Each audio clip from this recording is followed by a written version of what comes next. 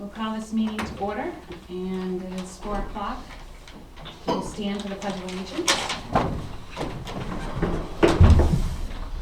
I Pledge allegiance to the flag of the United States of America and to the republic for which it stands, one nation, under God, indivisible, with liberty and justice for all.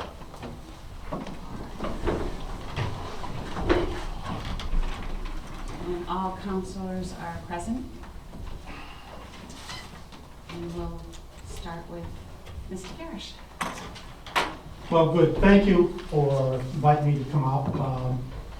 I think four of you came to a session I did in Bridgeton. I don't think Tasha was there. No, I wasn't on yet. So I work for Eaton Peabody Consulting Group. My background, though, is a municipal manager. I had 38 years in the profession. Started as a tax assessor in Rockland, went to Brunswick as an assistant. I was in Auburn for 3 years as an assistant manager. Went to Gorham, I was there 10 years. Then I was in Brunswick for 19 and a half years and retired 10 years ago now. And since then, I've worked for Eaton Peabody Consulting Group, and I've done close to 50 manager searches. We help communities when they're hiring a manager. I do interim work. I've been interim in 9 communities, helping them through a transition. Just got done, I was in Minden for a year as their interim manager. Been interim in Poland, and Damascata, Wiscasset, South Portland, a number of communities. The other thing that I do is, the last 6 years, I've worked in Maine Municipal on a program that you all went to, roles and responsibilities of elected officials and the administrator. And we've done at least one of those a year for the last 6 or 7 years. But I also do work with individual councils, boards of selectmen. I've been to the city of Bangor, I've been to Gray, I've been to Lisbon. Communities where I'm interim, I do a lot of work with them on roles and responsibilities. And so what I hope we can do in the next couple hours is talk about issues about being an elected official, having a manager, how that all works, how you can work with the public to make sure they feel that they're part of what's going on here, and try to end up at the end of our 2 hours, whatever it takes, kind of talking about any specific issues you'd like to talk about that I haven't raised during the session. So kind of that's what our goal is today. And if I'm not talking about something you want to talk about, let me know. I'll talk some, but I need all of you to participate in this. So the first question I'm going to ask to the council: why'd you run to be on the council? I don't need 40 minutes, but just quickly, why did you run? Why do you want to be an elected official? I think I'm at the age where I wanted to do something for the community. Yep. I wanted to know how it all worked. Have you figured it out? Not yet. Okay, want to make sure. I've been on most all of the boards, have just thoroughly enjoyed it. I've lived here my entire life. I love the community, and my kids were out of the sports and all that, so I said, well, I'm gonna go for this, because I wanna learn how it all works. John? Just wanted to take, when I ran, it seemed like there was a busy summer last summer, to say the least, things going on. So I just thought I could perhaps make a difference as far as making things better. That's all I was looking to do. Good. I was looking to get involved. I have children in the school system. I only moved here like almost 4 years ago, so just wanted to be a part of it. So y'all have good reasons to want to be part of the community and be on the council. So have you ever talked about what your expectations are as a counselor from your rest of your counselors? What are your expectations from We each? have not. Let's talk about it. What do you expect from each one of you as a counselor? Independence. What do we expect from, How to be treated, what do you expect from them as counselors? oh, Independence. Honesty? Honesty, transparency? transparency, All of them. pardon? All of what they said. We need. Guidance too, because Yeah, Kathy's been here a long time. right. Keith's new, Nick's been, 5 years. Sometimes when you talk things out together, I feel like you get better results. Because sometimes someone will have an idea, someone else will have another idea, and when you just start talking about it, it develops into better ideas. and another perspective Right. that you might not have thought of. Okay. One of the things that every time I go and meet with a group, I talk about what their expectations are. And there's no right answer or wrong answer, but, you know, and I'll pass these out at the end, I'm a big one up. But honesty, you hit that, it is important. Respect is important. Civility, I hear that a lot amongst the group. Professionalism, openness, being open, what you were talking about, to listen. Interesting one that comes up a lot is attendance, being part of the group. If you've made a commitment to be on the board, you need to come. You need to do your homework, you need to read the material you have ahead of time. That's as important for you folks to get your job done. So if you can remember those type of expectations, and every time you meet, make sure that you're dealing with them. The other one that I hear a lot is not to take things personally. Not make it personal. When you make a decision, you may disagree, but when you walk out the door, things are good. Are you able to do that here? We have. Good. We have, the public hasn't necessarily. We'll talk about the public in a Okay. minute, so then, you know what you expect from each other. What do you expect from your manager? What are your expectations from your manager? Communication. So that we know what's going on, so that we're able to make decisions when we come to that point. And for the budget, if there's like people out on the street saying things, I'd rather hear it from my manager first than them. You know, because if you don't know what's going on, then it's just helpful to have communication. What else? What other traits or, what are your expectations? I'd like to know what he does, because I don't know exactly what they do. Like, we come to the meetings and we get the agenda, and we talk about some topics, but it's not like he follows the agenda, you know, in the other 30 days between our meetings. So I just want to know, like, what sort of things, like development stuff, whatever, you know, whatever a town manager does, you know, I don't know. I mean, you sometimes you hear about it, and I grew up in mine and there was no town manager, so I just I wasn't familiar with that. So for me, I want to know, just like I want to know what the council's supposed to be doing or does. When you got appointed, was there an orientation? Was there some time for you to come in and talk about, or talk with Zach, or talk about what you were going to do, what your responsibilities are, what role you play to the manager? Was No. that- Okay. I went, we scheduled me right away for the, Maine municipals? yes, Yeah.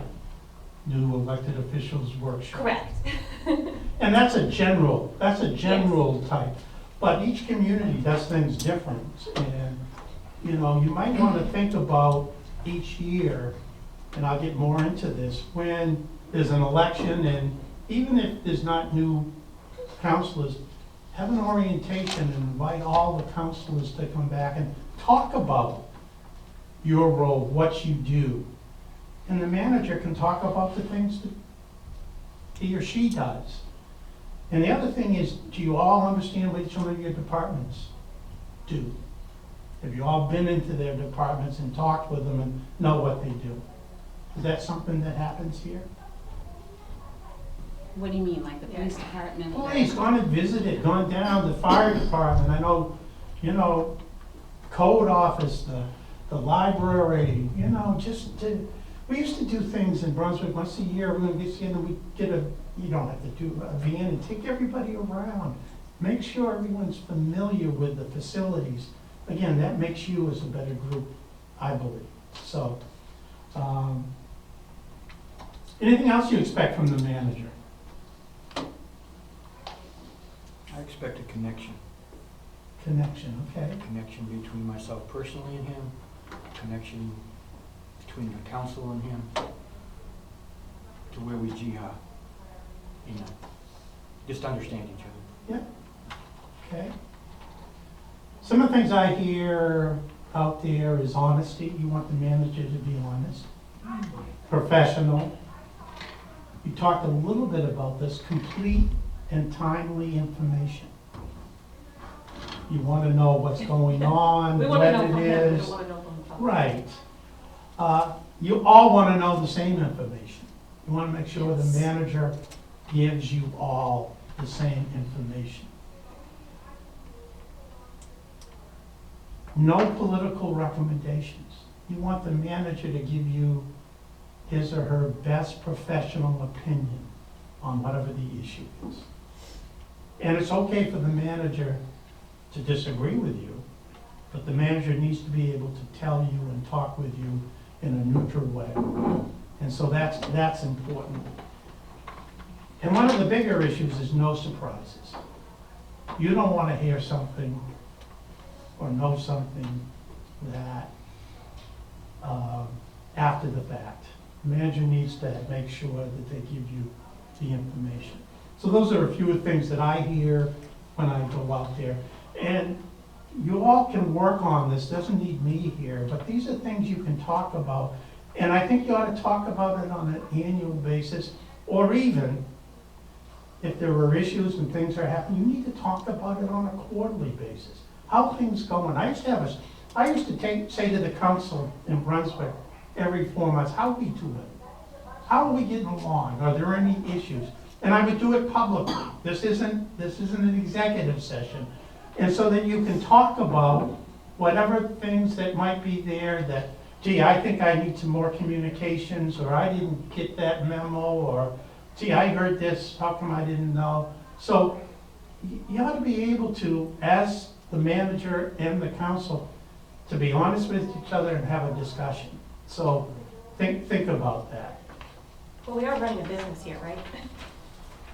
It's like a business, but it's not a business. You're right. You're right. So, Zach, what do you expect from the council? What are your expectations from them? I think a lot of it is the same expectations that they have of me. The honesty, the no surprises, and the clear communication, and the same communication.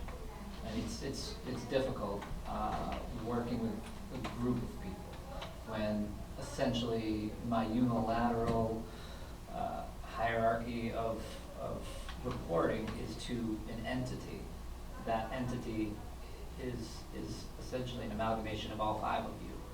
So no one has the ability to be that, nor it's a unique concept to work for a government body as opposed to a person, because personality for the government body is a constant changing, and it's a little more difficult, I think, innately to anticipate and understand the personality of the group. And that's been a learning curve that I've had as well. I mean, it's, when you work for someone, you work for a person that you can anticipate and understand and recognize. But as a group, it's a whole different dynamic. Yeah, working on a board or working with a board as the chief person in the organization, you need to know each one of these people. You need to know them individually, and as John said, you want to have a connection, and that's good. But you also, the manager needs to know that not one of you is the one who makes the decision. Collectively, you do it. And if you can make sure you talk about that and you're honest honest with each other about that's an important part of it. Some of the things that I've heard from elected officials gets back to the same thing you all talked about. Honesty, transparency. One of the biggest issues that we face, I see, is make sure you work through the manager. If you have issues, call the manager. You can talk to departments with questions, but if there are issues, citizens' complaints, they need to go to the manager. And if everyone's working together, that ought to be easy. The people ought to go to the manager first, you mean? No, I'm talking about you. If some citizen calls you and said, my road, or Right. I had a problem with one of the employees, you should go to the manager, Okay. not to the department heads, or not. Oh, right, okay. It's just that, and your charter talks about you have to work through the manager, so I'm sure you do that, but just a reminder, that is critical. Can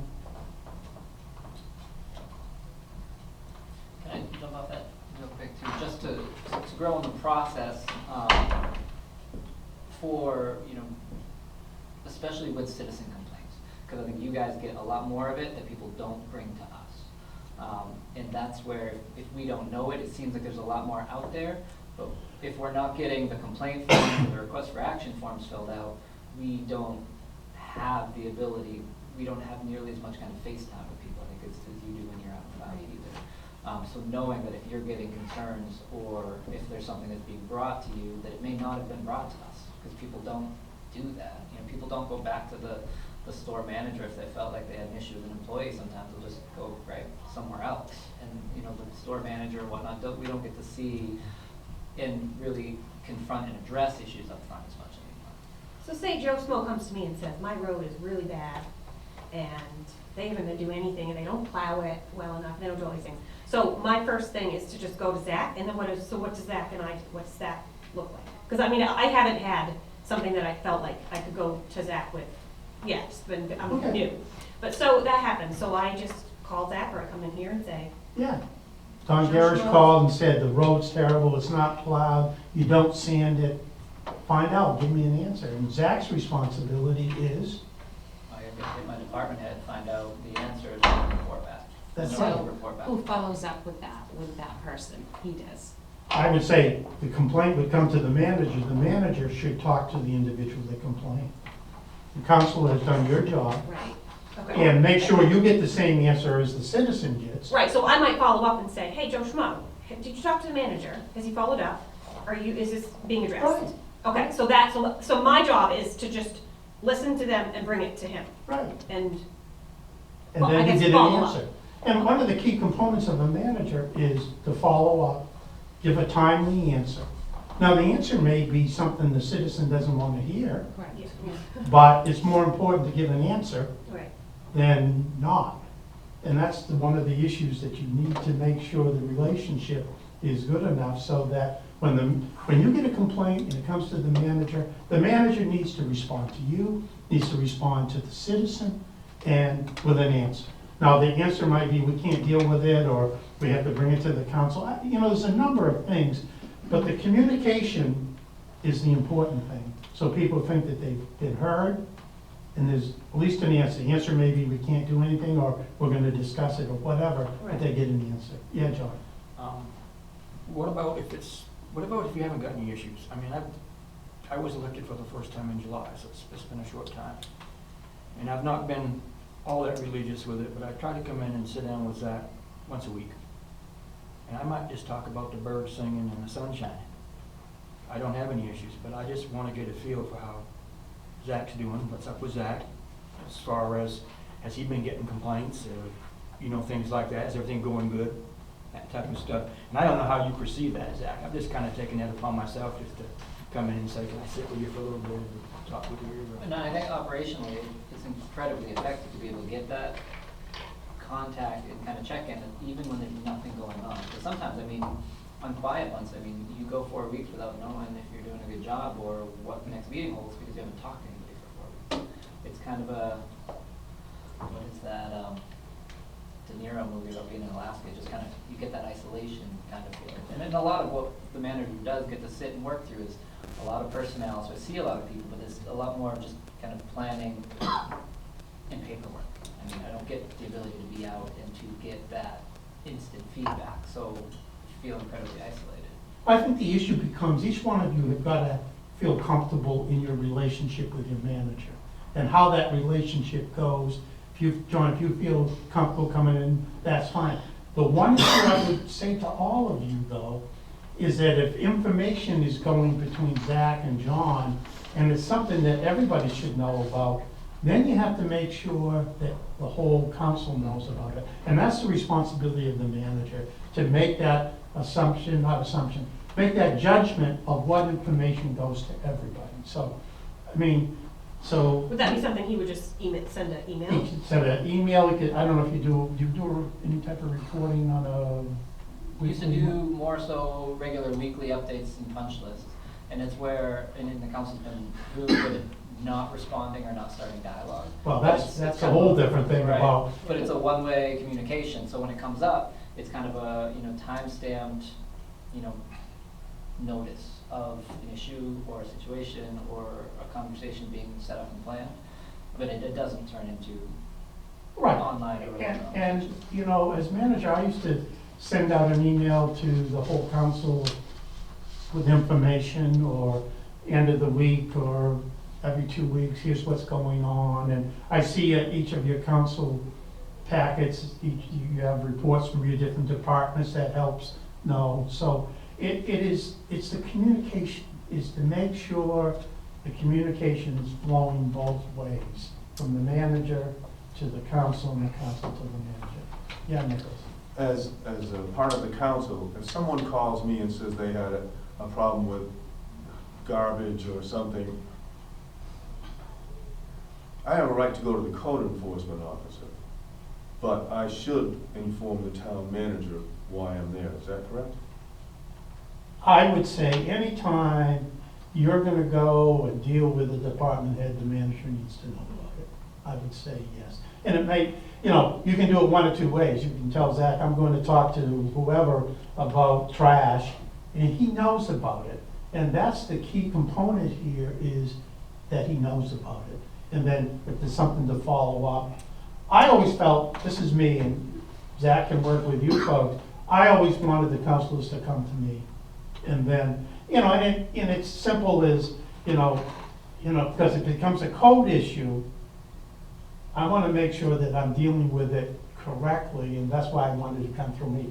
You can do what you want here, but that's what I used to do. And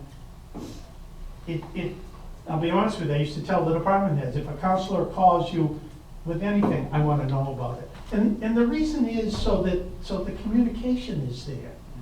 You can't be left out of what's going on in the community, because you're a team and you have to work together. So you need to make sure you have that conversation. So, I mean, that's, if there's, you have a question of Public Works, you can call and ask them a question, but still think Zach needs to know about it, just to make sure people don't perceive that something's going on behind somebody and not knowing about it. So I always felt that it was better that if we communicated, so.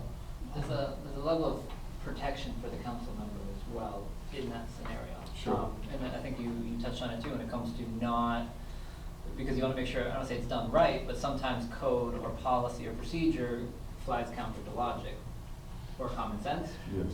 And sometimes if we just go out and we say, this is the logical approach, or this is a logical solution, we can still run ourselves into trouble if it's not the right policy or procedure that we have to follow to get there. And then it protects the council member.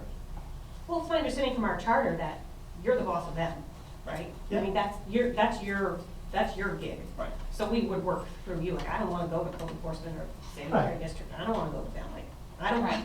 don't deal with the problems. I bring them Because to it light. should be and- recorded, correct? It should Yeah, be you should have some documented. type of, I don't know what you have, I guess I heard you have a system for concerns, complaints, or something? We have, the pink tear-off sheets for requests for actions, and normally they'll all come to me, and then they're kind of split off, and it's the citizen's concern or complaint, and then we get the multiple copies, so they get to keep their version, and then we process it and essentially send it to the department responsible. If it's a public works issue, something about a road, or if it's about the police department, it goes to the police chief, and they administratively handle it, and we follow up to see what has been, what, if anything, the department has done.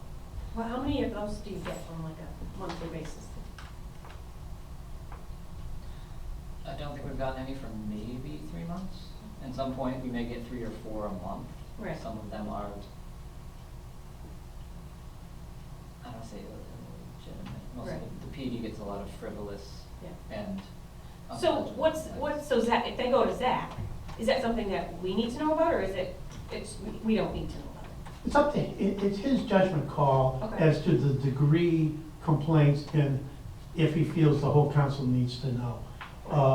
You know, culvert on such road gets a call and by a citizen goes up, yeah, we're gonna have to replace it.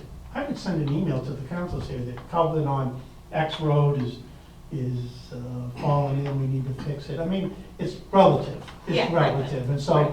you know, if the mailbox got hit by one of your snow plows, I'm not sure you all need to Right. know about that. I mean, Well, the that- only thing I'm thinking is that, so they'll come here, they fill out the little pink form, they get the thing, and then they come to me and they tell me about it, then they go to Kathy and they tell her about it. I mean, it's, the little ones, I get it. It's just that it feels like when they come to us, we need to go to him, and so it needs to be both ways. And I don't mean the frivolous ones, I mean, the PD's gonna get them and people are gonna have, Within, I mean, I'm glad we haven't got, that's better, but, and there's still some, and we've spoken to Kathy to be able to include them when it makes sense. Yeah. Some of them, they touch on personnel matters, or again, people, if it's really more personnel, I don't, because sharing it with you is sharing it publicly. Or if it's, with a police, X and X officer is always out to get me and blah, blah, blah, blah. Yeah, I think again, it has to work through a process and understanding, the manager needs to understand and judgment of what he sends to you and what he doesn't. well, because you have one person in the public who's disappointed in something. And the council doesn't do anything. They don't do their job, so they say that and they tell somebody else. Or if they tell us and then the town manager never did anything because it didn't happen, then the town manager, he doesn't do anything. So it's like, and you get that one person who's, spreads it. So I'm just thinking about how that. Well, I'm a big one, and this is something you deal with. Rumors and things like that used to drive me nuts in a community, because you hear them all the time. And I used to tell staff, if I hear a rumor that's incorrect, I'm gonna let people know it's incorrect. And then you move on. Yeah. That's the way you need to deal with it. Well, I always tell people you need to hear both sides of the story. Well, right. And I'll say, I'll listen to you. I can't help you right now, but I'll listen to you. And I have no loyalty to any one person or people in groups in this town, except for the kids. So, come on, tell me your issue, we can talk about it, but they talk. So I guess the issue is you need to feel comfortable relaying information, the manager to you and you to the manager. Because that's how it works. That's how the process works. That's how you get things done, how you deal with issues. And if you're able to deal with it, and again, communications, and so people know and you know the outcome, I think people understand if they get an answer and there's a reason why they can't or you can't do something, they understand that. I really do. I think the public has a feeling to do that. So that's, kind of my little talk about how you work with the manager and how the manager works with you. Couple of pitfalls. These are the things that causes kinks in this relationship. If the council feels Zach's spending too much time with one of you, we've seen that throughout many times I'm working. There's a perception that, now Kathy's the chair, Kathy should talk with Zach probably more than anybody. That's the reality. But if there is a feeling that Zach and Keith are meeting for lunch every day and dealing with things, sometimes it becomes an issue in perception of if he's getting more information than everybody else. I'm not saying this happens, I'm just giving you some ideas, but I did some specifics that I've seen in other communities. And you just have to realize, as long as you communicate, there shouldn't be any problem with that.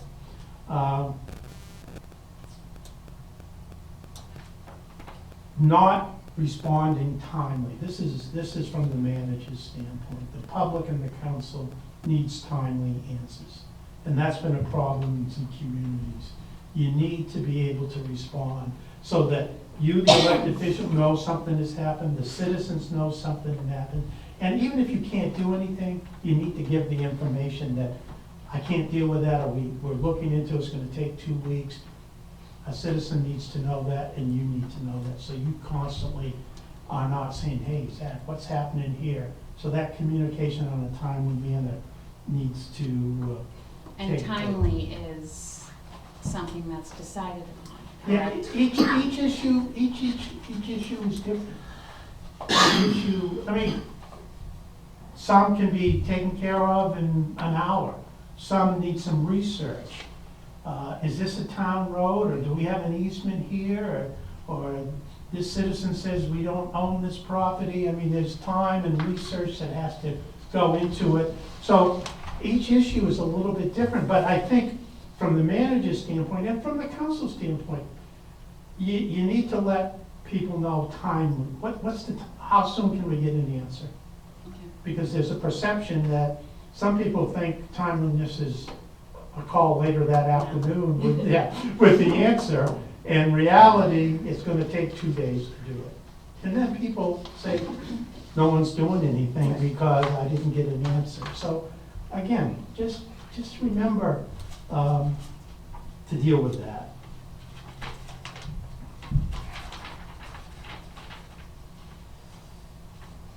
So that's, those are some of the concerns. I've mentioned a couple of things. You need to have an orientation each year. Each year there's an election. You may have the same elected body, but right after the election, you ought to have a meeting and you ought to review council rules. You ought to look at your rules. I read them all. I have a few suggestions. I would make some changes, but you ought to review them, and you ought to adopt them. Each council should adopt your rules each year.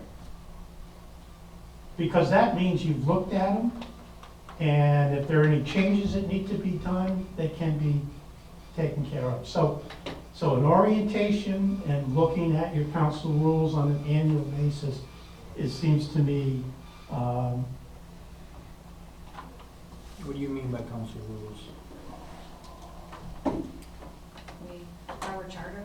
you have council, We have a charter, but we can't change the charter. no, I'm not talking about that, I'm talking about Council your, rules of order. council Okay, rules. yeah. There's a whole Yeah, I got that. 8-page, those are the rules your charter says you make up.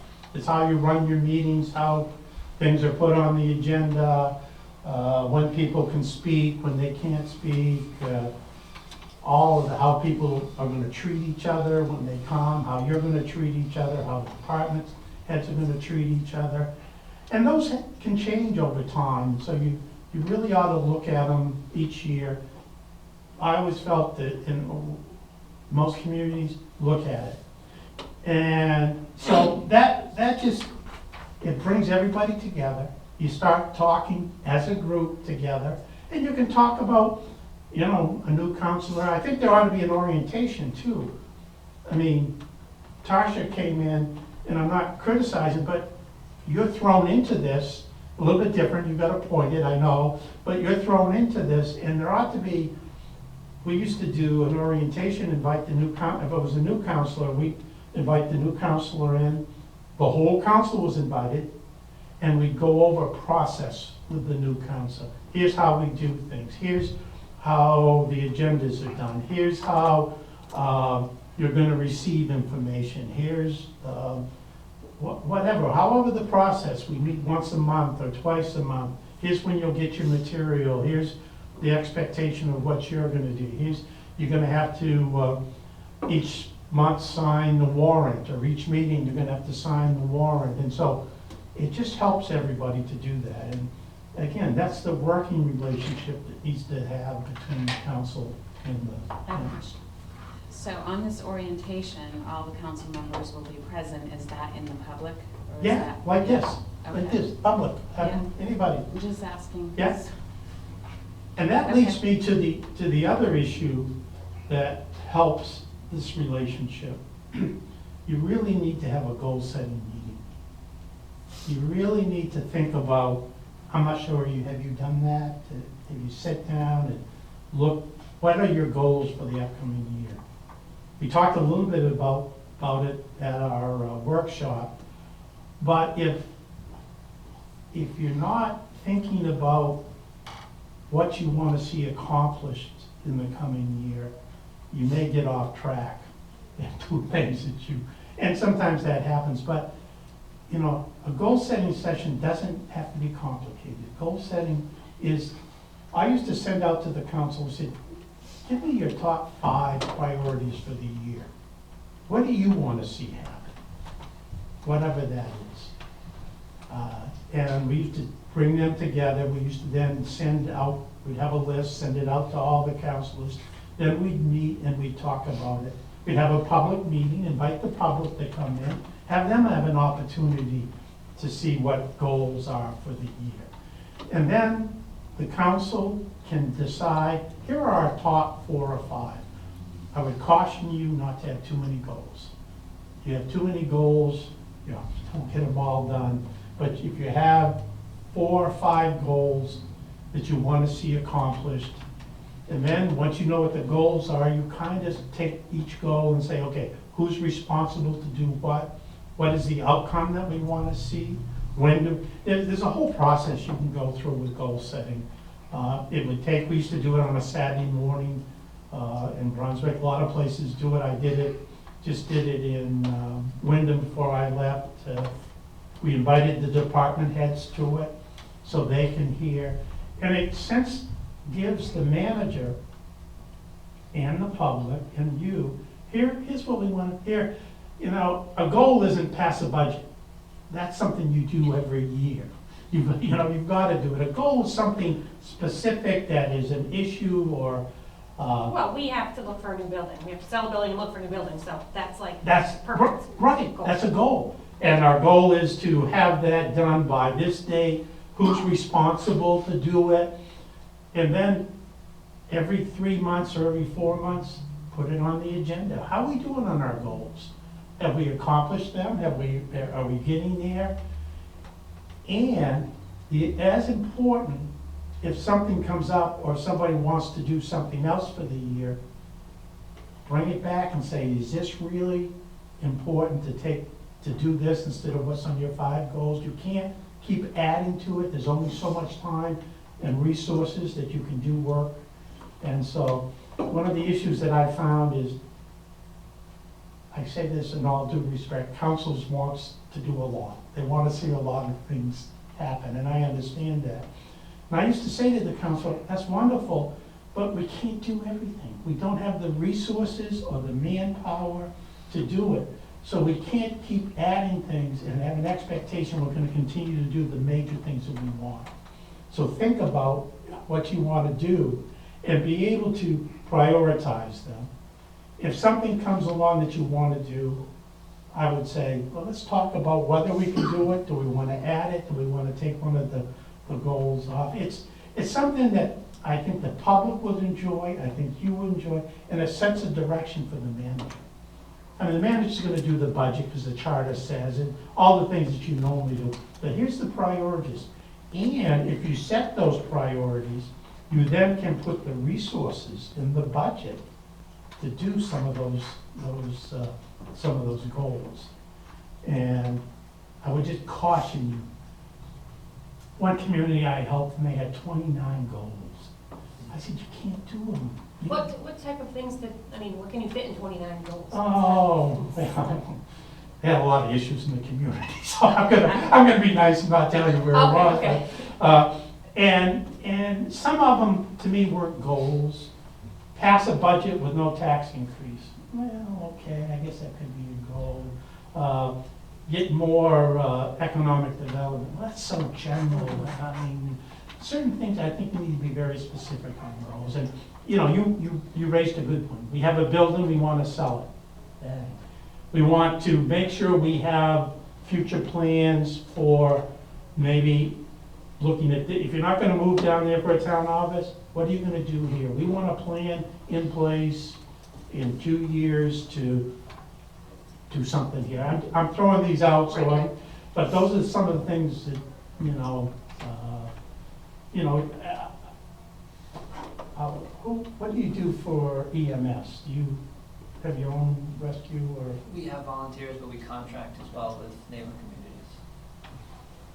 Some communities are looking at, as you know, it's harder to find volunteers. A goal is that, do we need to have our own service in 5 years? Let's start thinking. A goal can be 1 year, but it can also look over 2 or 3 years as you look at it. I see you have a capital improvement plan, a CIP.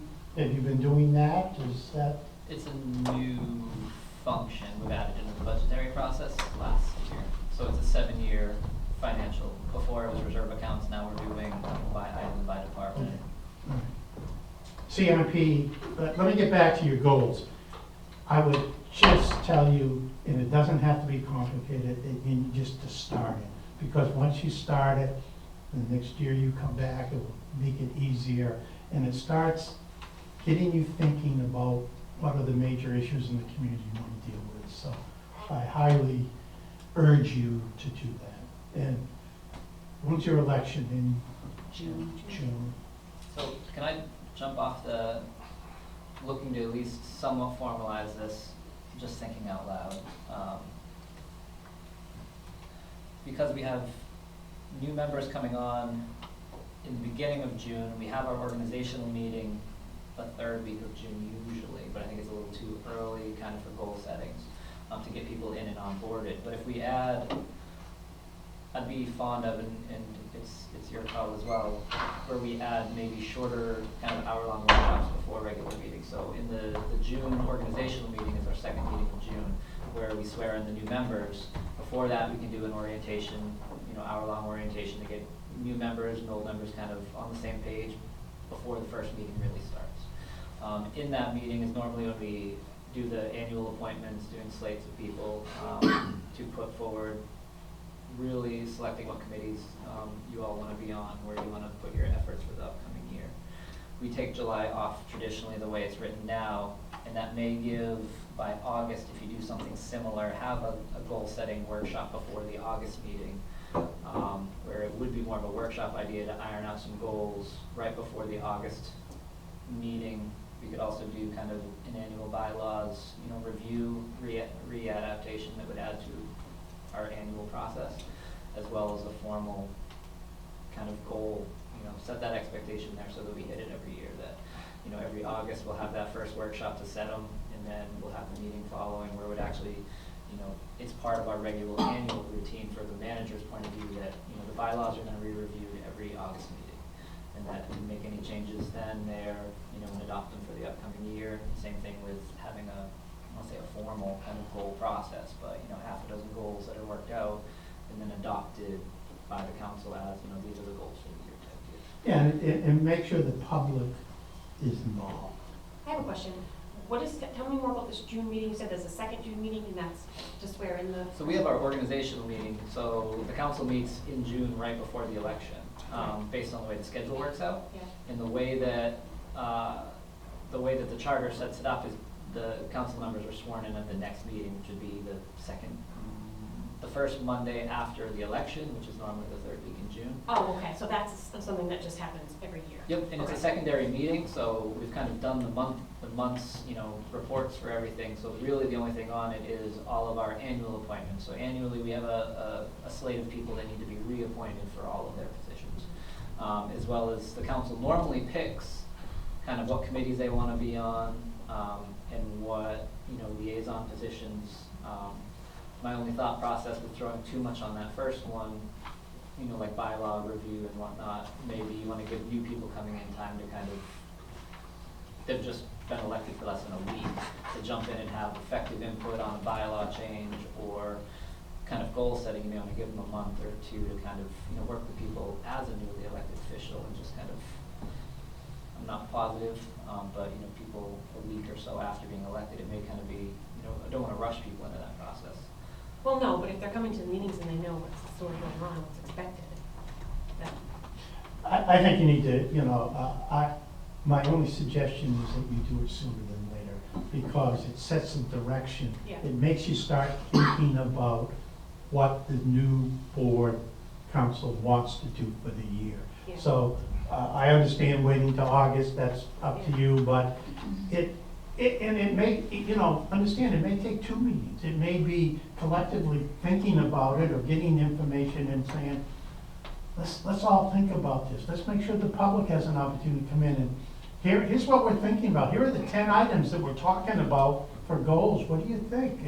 So it gives the public an opportunity to give some input to the council. Yeah, because So- I appreciate your willingness to sort of give them some time, but why not just throw them right in? Because they're gonna have July off to be thinking about all this stuff. Right, that may be a functional point too, if you get that on kind of a pre-workshop, they're not necessarily sworn in yet officially, but you're part of the conversation anyway. Yeah. And that would also get them essentially, all of July into the August meeting to say, you know, if we put it out there as an idea and then mark it, you know, whatever the council has chosen for it, and then have another even a public hearing at the August and adopt it then, but at least we're kind of working on it, we know the direction, and you're giving the community time to respond. Right. Less, you know, more than 30 days, which is kind of nice as well. Well, if we talk about that also prior, in the first June meeting, what the plan is, Right. whoever gets elected, the council has decided, you know, whatever we decide to do going forward, the council needs to do this, so there's gonna be 3, well, at least 2. Kathy's gonna be done, and Keith's gonna be running for re-election maybe or not, and then my seat is open. So there's gonna be 3, possibly 3 rotating Could or be 2 coming back. a big change, and you really need to start, you know, when you have new elected officials, you need time to understand, and Right. I always found the best way to learn is to be part of it and Yeah. to do it, and you know, you're gonna pick it up, so. The other thing I think is that we don't meet enough. We meet once a month, and I don't think it's enough. And the last 2 communities, I was interim in Wyndham, they meet every week. Oh, And South Portland meets every week. I was interim manager there. Most communities meet every other week, twice a month. And to me, I think that's doable. And it keeps the connection of everything. And if you need a special workshop in between, you can do it. Or a meeting can be a workshop to talk about an item. I don't know, do you do workshops? Not so much, not unless we have a topic that we were working on. I think we did it more on the municipal complex phase 1, round 1. You guys workshop that a lot more, right? Well, how do you do, I'm gonna ask you something.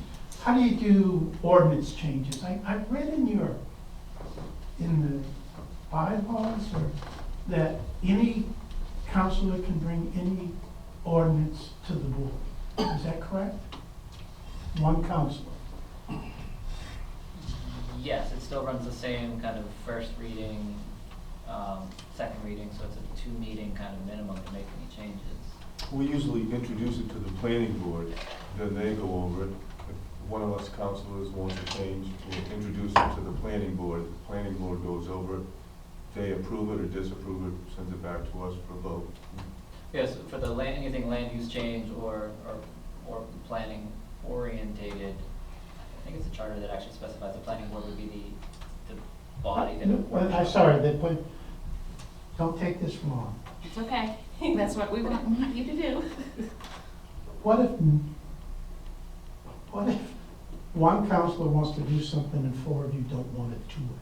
Or don't want to take the time to have the planning board do all this and do something? I'm just asking the question. We've never come across it before, Pardon? so. It don't get done.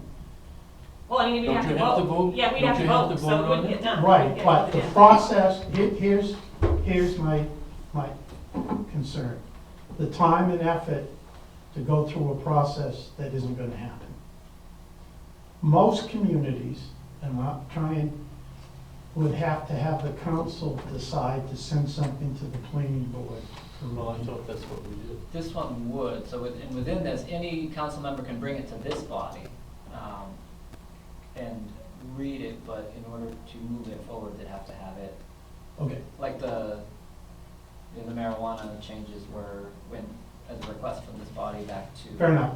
I was under the impression one council, I'm just telling you from being a manager, having, and this isn't, but having one person be able to do something that takes time and resources of the town, to me, didn't sound right. But if I'm on the council and I want to allow something to happen, Ice cream every Friday. right, free ice cream, and I brought it, then the rest of the board has to vote to send it to the planning board, or any ordinance, right? The Yeah. planning board is our insurance that it's gonna be okay, like our marijuana land use ordinance. I wasn't too familiar with it, but the planning board investigated it along with the town manager, and Okay, all right. I just wanted, I mean, that, So, you think we need discussion on that? well, Is there because that's the other scenario, is there's the opportunity that if it circumvents the council, if citizens or people go straight to the planning board and ask, I mean, the planning board may well take it up and start just spending their time on it, which wouldn't involve my time, but it would involve, code to look into it, and I mean, they wanna, well, ideas. can that happen today? If I wanted to make a change in the ordinance, could I go to the planning board and have them review it and send it back to the council? Yeah, I didn't know about it, yeah. I mean, if someone went straight to the Well, planning we don't, board. my opinion, this is my opinion, we don't want anybody in the town working on anything, really. Unless Unless- you approve it. Right, I mean, I don't care who it is. I agree. We don't want time That's- spent I on guess that's the anything. issue. I think you need to make sure, and again, I just think, make sure that again, I'm a big process person. I understand the process.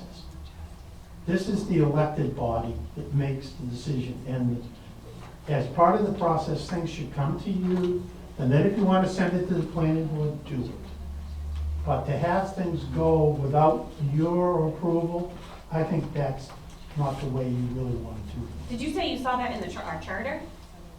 Oh, well, I can't remember, I made a note There's of a it. portion of it where it does say, in order to introduce, potential ordinance changes, that one council member can, come with draft language, Oh, okay. read it, and then we essentially have to wait for the next regular council meeting anyway, Yeah. have a public hearing on it before the council could even vote. So Joe Schmo talks to one counselor and says, I think this should happen. I go, it's great ideas. He talks to him. So one counselor would have to bring that.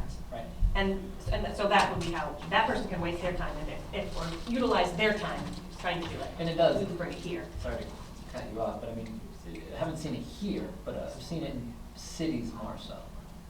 We've had issues where things have bypassed the elected body, and resources, the town resources have been put to that when the body did not even want to see it. So I just raised an issue, making sure the process is good. So, and Kathy, you're right. Spending resources, planning board resources, anybody's resources, you, the elected body, should make sure it's come through that first. That's my only issue. So we should probably look at that. I don't think, if what you said is correct, any counselor can bring an ordinance here and then you decide, I don't have a problem with that. You can do that, because you're gonna make a decision, as Nick said, right, then you'll make a decision if you wanna send it to the planning board or not, right? I wanna make sure that's what I understand. But isn't our process, if somebody wants to open a restaurant and they want to make sure it's okay, they go to the planning board first, then it comes to us. Is that wrong? No, no, no. And that's not an ordinance. That's not an order, It's just changing the ordinance. following the ordinance. Yes, follow. Right. And if by- Does it meet setbacks, do they have parking, do Yes, they have, yes. all those sort of things. Understood. I guess what I'm just trying to say to you is that, again, process is important, and the elected body is the body that should be making the decision when you're spending municipal resources. So just think about that. And the final thing I'll say about this relationship between the manager and the elected body is you've got to communicate. Honestly, gosh, half the places I go, meeting once a month, I think that's if you meet twice a month, I think that would help your communication tremendously. Try it for 3 or 4 Well, months and I see. mean, even if we had, well, because our meetings are usually full once a month. So I think by meeting a second time would allow us to do a little bit more, but maybe we add some workshops on there continuously, every month, because we need it. Lots of times, workshops are, again, I didn't look at all your agendas, but, I'll use marijuana for, that's a hard subject. That's a lot of state rules, that's a lot of discussion in the community about what you want to need. Wyndham, we had 4 workshops with the council before we even sent it to the planning board. Just to understand it, and then they're reviewing it now, because the council is the one who made, and a lot of communities do this, gave the parameters of what was going to happen. The planning board reviewed it, now it's coming back to the council. Some of these issues that you have to deal with, certainly, I think, warrant workshops where you can just talk about the issues, talk about the pros and cons and what's going to happen with whatever's going on. And I think they're beneficial. It helps, again, I think it helps you, helps the manager, and it helps the public. Because it's part of a process going through to have things done. And the more the public's aware of what's going on, I think it helps you in what you're doing, so. So. I forgot what my question was now. You can work on Oh, that. so you said you watched our meetings, you watched a couple of them or whatever. So can you critique me, basically, I guess? Can you do that so that I can, Well, I think any meeting, your council rules and regulations spell out the process, the agenda, how things are going to work, what items and when. And I think the key to a good meeting is that everyone follows the process, making sure that, I heard you say, you've got 30 minutes for the public session, you can take 5 minutes. Does anybody look at that? I set the timer last time. You had the timer? I had the timer, yeah. So you have a timer? That's so the first time. I just stop them? Your 5 minutes is up, even if they're in midstream? Okay. Because here's, I understand that, but it's very difficult, because to me, it feels like it's rude. I Even- understand that, but I always look at it that you're here on a regular council meeting to do business. You have an agenda, and you're going to deal with that. If you take all the time on things that aren't on the agenda, then the people that are here for those agenda items are penalized, Yeah. in my opinion, because you have an agenda and you want to get that done. And if someone, they can talk to the council to put an item on the agenda after, you know what I'm saying? So I'm a process person. Here's what we're going to do. Here's how it's going to work. And the problem that you run into is if you start not following them, where do you stop? Where do you? Right, well, then we just get into dialogue with them and everyone's just chatting and it's no longer our meeting, our You're right. business. You're right. And so, some words of wisdom, on a workshop, not a council Yeah. meeting, but a workshop, you need to decide if you're gonna allow the public to speak. And I only say that because some communities do, some don't. South Portland, they were allowed to speak 2 minutes at a workshop, because it's the council's opportunity to work through things. Right, If you have to have a public hearing, that's all different. Public hearing, you allow the public to speak on right. an item. So are you saying for the workshop, if we decide whether we want the public to speak or not, do we do that for each workshop or as a whole? I would say whatever the items are on the workshop. Okay. I mean, this is, this is gonna take some time for I you to know, work I through know, this. and then I'm gonna be gone, so. But here's the part, write it down. Mhm. Put in bullet points, this is how we're gonna do it. I can send Zach some copies of communities to say, Wyndham, we did it, Southport and other communities, Brunswick. If it's a workshop, here's how we're gonna run it. So your regular council, it's already in your, rules and regulations, how you're gonna run it. Again, let everybody know, manage expectations. Manage expectations so people understand this is the process, this is how we're going to do it, so there should be no surprises, and I Paul. think, Paula has a question in the audience, and she's up on our planning board. yeah, So Paula, you have 5 minutes. I don't even need that. On the planning board, like with the marijuana that we just did, the council and the planning board came together and we worked on the ordinance together. Is that okay? oh, sure. And do you encourage that? The head nod says you don't.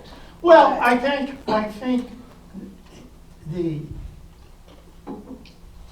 I think the planning board has a unique perspective in looking at things, and sometimes it's better to have that unique perspective by themselves without the council being there. I'm just letting you know my thoughts on it. I don't think it's bad. I think on a major project like that sounds good, but the planning board is quasi judicial. They make decisions about persons' properties and what can be done, and so I think you have to be a little careful on that. But a workshop, now, was the workshop just to discuss it and no final decisions were made?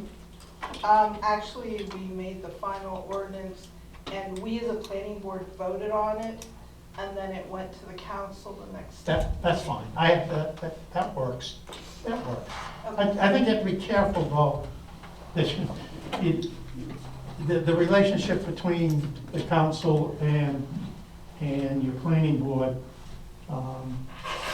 you might want to think about, and I don't want to spend your money, but you might want to think about having your legal attorney talk about the roles of the planning board and the council and the zoning board of appeals. Because many communities have gotten themselves into issues about that. The AvCog trainings with those, and many more, and the new council trainings are getting them, planning board members are now getting much more of them, and we're doing a lot more of the actual Excellent. AvCog or MMA training that we have. Right. Because here's the issue. Planning board members are appointed by you, right? Mhm. So if you go and speak before the planning board and want something done, or recommend something, and someone who has to be appointed goes against it, it could be perceived as a conflict, Okay. okay? I'm not saying it is, No, but but so what is your point then? usually the planning board is separate. Okay, okay.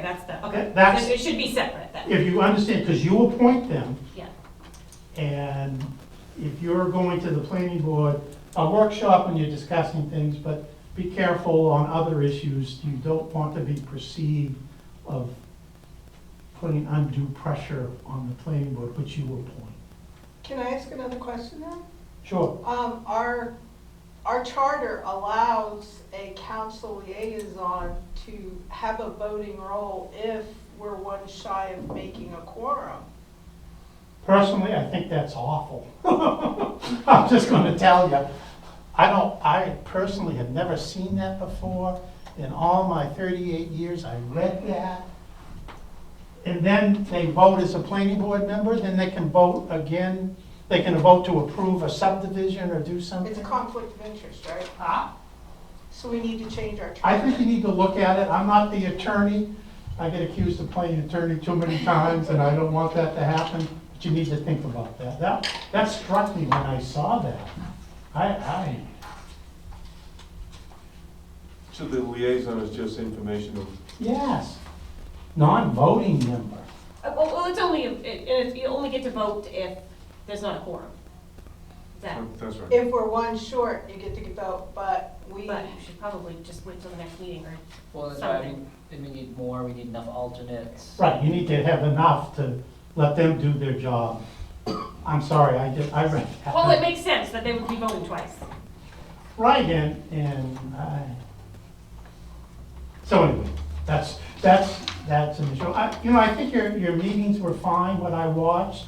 I think you just have to make sure everybody understands the process, in what takes place.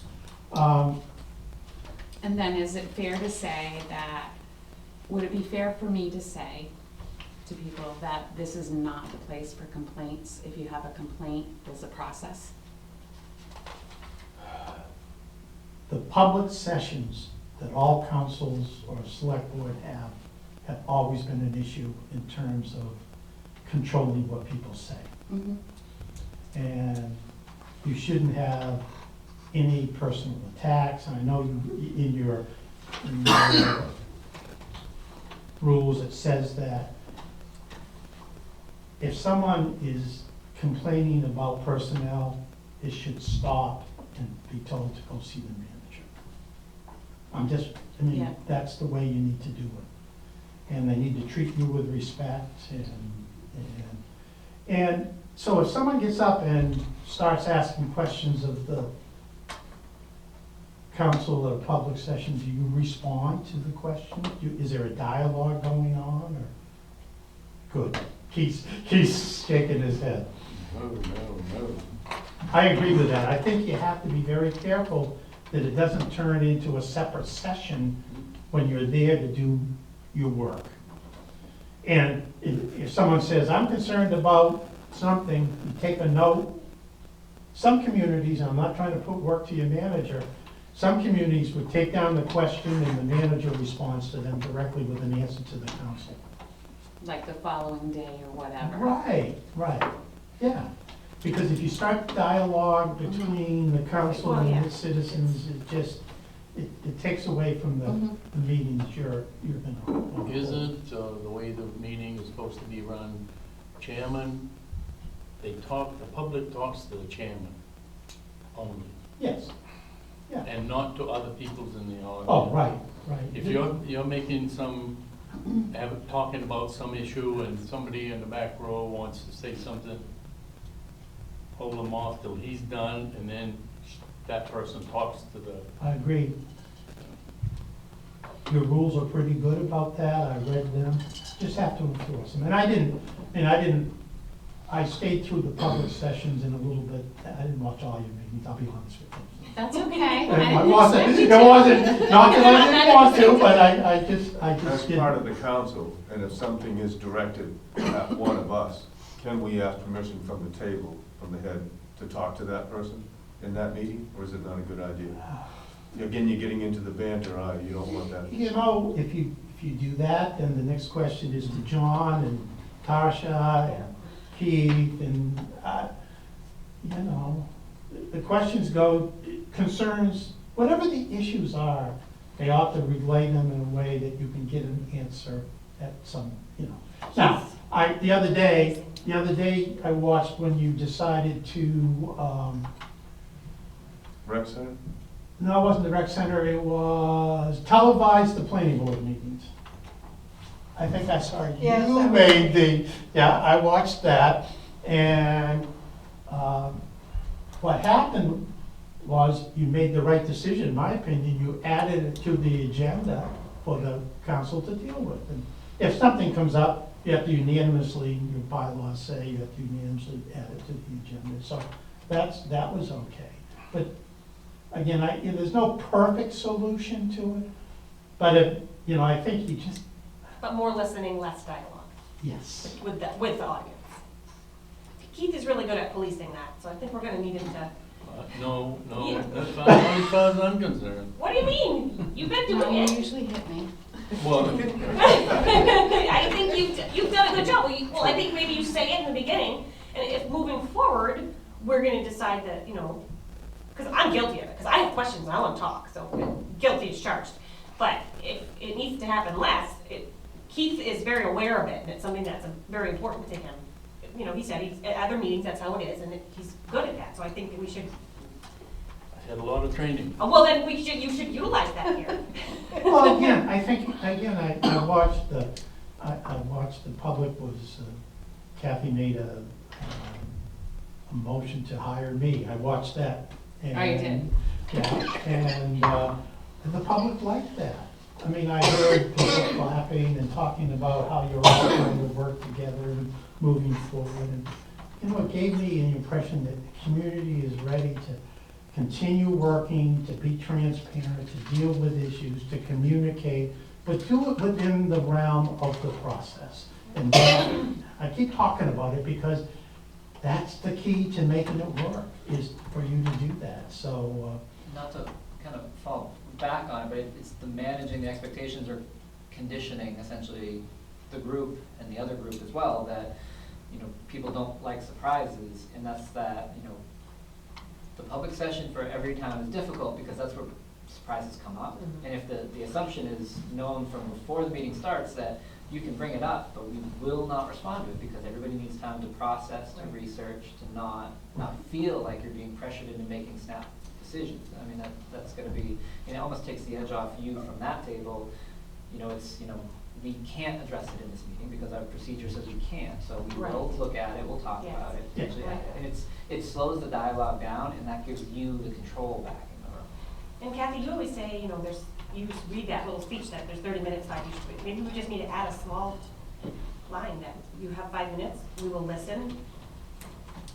But I'll cut you off. It's 5 minutes, we'll have a timer, I have no problem having a timer. But we got involved and we just kept talking to Paula. So it went over the 5 minutes and then it's just, it has to be us, but we yeah, have well, to do it. and nothing against Paula, but the next person gets up They won't. and you don't cut them off at 5 minutes and they're talking about whatever. Right, How do you kind of right. make a judgment? I of- picked a good night, I was the only one. Yeah, you were, I watched it, you were the only one that night. So, I mean, I think, again, it's, I won't beat a dead horse, just make sure everybody understands and put it in writing. And it doesn't have to be, I could send you, I could send Zach, City of Saco has a council manual that is this thick. That's good though. We've got one that's like this thick. Well, no, yours isn't very thick. Theirs is, this is, and they deal with everything. You not have to do that, but the key components of how you want to have things happen, if they're in writing and you all agree to it, then everyone understands it. Right. And- If there's no gray areas, There's no- or there's less Oh, gray areas. I was gonna say, never say no gray area, because there's always gray area in what we do. There is, but there's been so much of it that you just sit there and you read and you read and you read and you're like, I don't know. Well, you read ours and I then you go to the saw, state one. I like this. I like this. It should be a flashing sign, though. You might wanna tape it Christmas to your, lights. you might wanna tape it on, On that. some communities tape it right on there, where people come up and speak. I don't know others. Oh, right, on this? Yeah. I read it. In big, bold, so. Now, the only thing I would say to you, 5 minutes is a lot. Most communities do 3 minutes. 3 minutes. Yeah, most communities do 3 minutes. I don't, it's not a big deal, but I will tell you, majority of the communities use 3 minutes for the Well, I think public. that people start repeating themselves too, like trying to drive home the process, trying to drive home their point. So 3 minutes, clear and concise, like come with it written down. Like people have it written down and that's better because they can come up here and just read it. The other thing I liked in yours was, I think I read it, I know I did, was saying, don't come up and repeat someone else's comment, just say, I agree with Don Garrish said, or, you know, instead of taking 3 minutes to say the same thing that I said. That just takes time. Now I've got a question, if you don't mind. What if, say, a member of the planning board has issues that they're trying to work through, but it's against FOIA for more than 2 members of the planning board to be together, or 2 members of the council to be together, but yet they don't want it all over God's green earth, they would like it quietly tended to. Is there any mechanism or way to be able to deal with those things without, Not at the town council meeting. with the conflict of the FOA of no more than 2 people in one spot is considered a meeting? I think that if there are issues that there are ways to deal with them through executive sessions that you can have.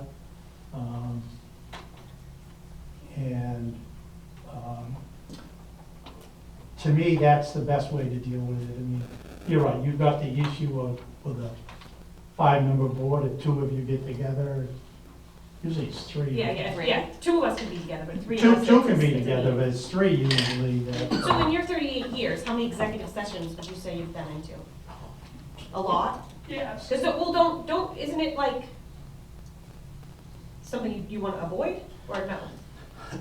Well, it depends what the, you know, you should have, the state law gives, I think, 7, am I right, 7? 6 or 7 different categories you can have executive sessions. Yeah, And executive sessions depends on, you know, if you're personnel issues, there's 1. yeah, Economic development, buying, or, you know, things like that. And there are, I don't know all of them, but legal, your legal Right. responsibilities, yeah.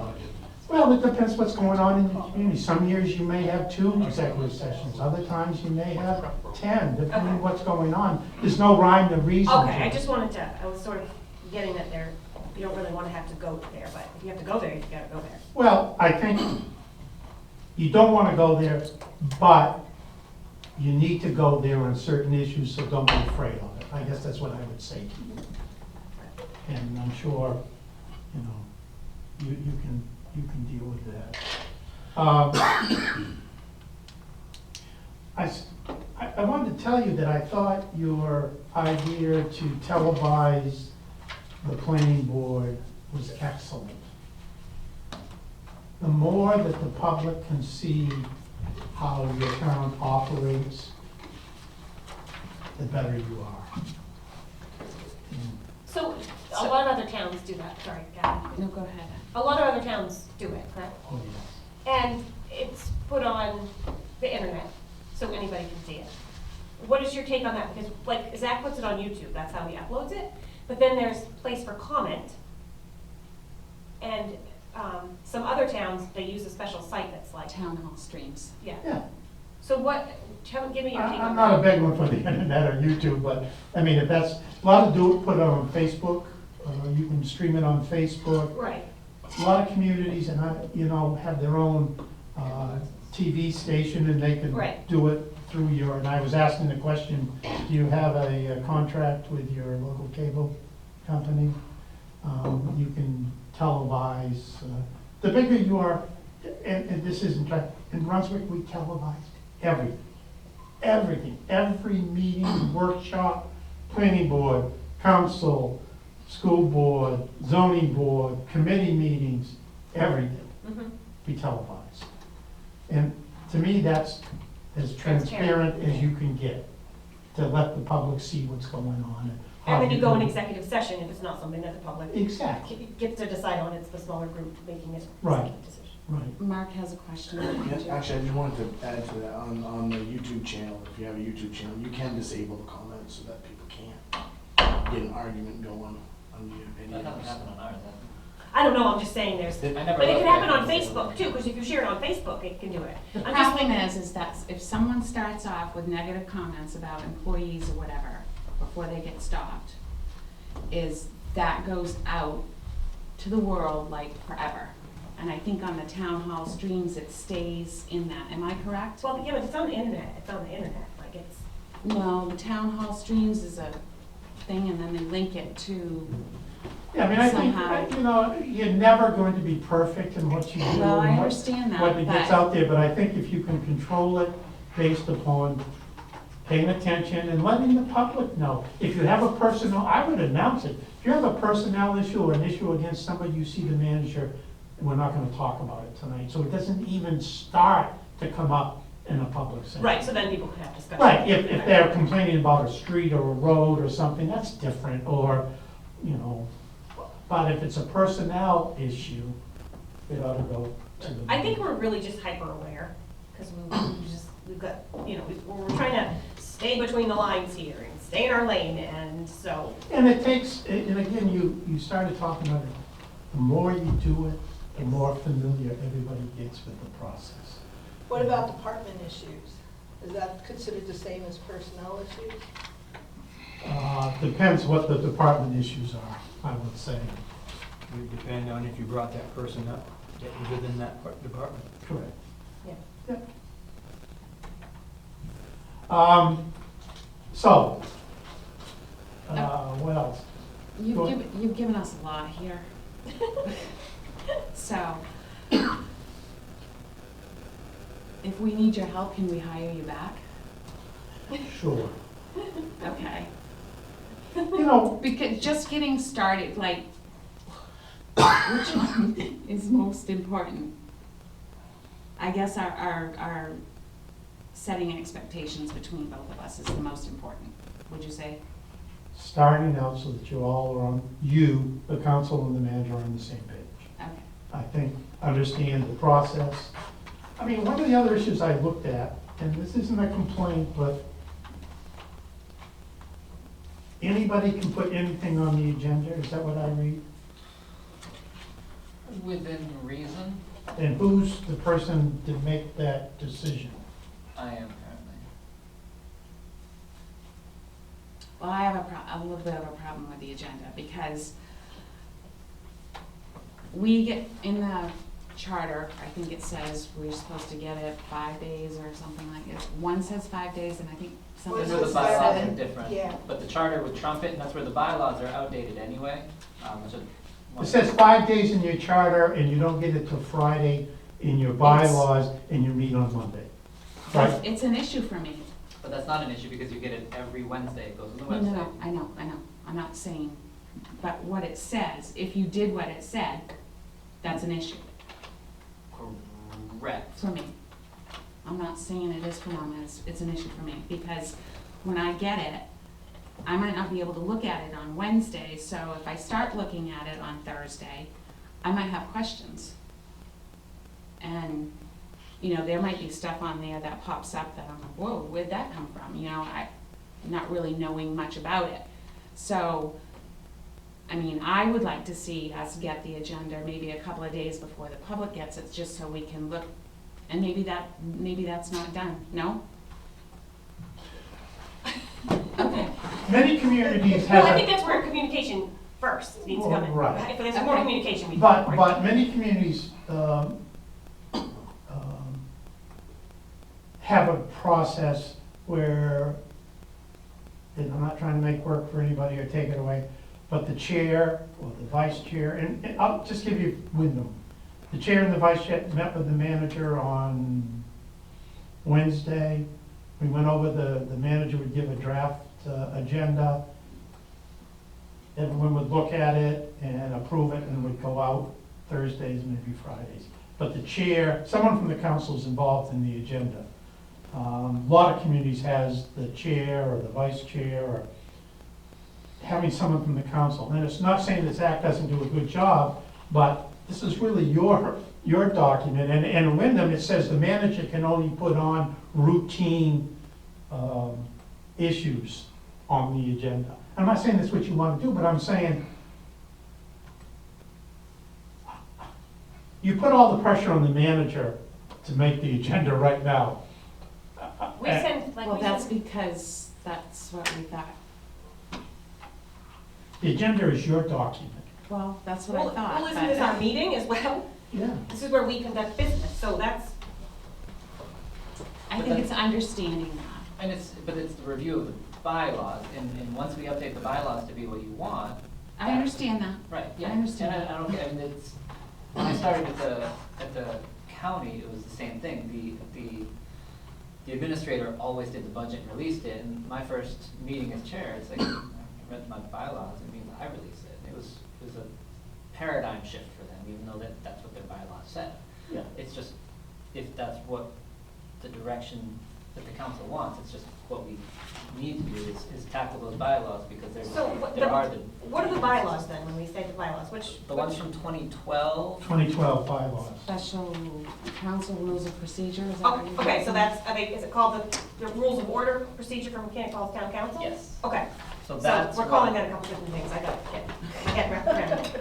I did flip through it, looking at trying to put it on a routine schedule to review by the council every year. There's a provision on the last page that says we need to submit changes a meeting before, so we can't just have a workshop before the second June meeting and then adopt new bylaws, but we can have that workshop, introduce it that night. Right, I and mean, change most of the communities say you can't change it unless you Read it. provide it at one meeting and vote at the next, but at least you can talk about it Right. and see Right, if you what want to we- make changes.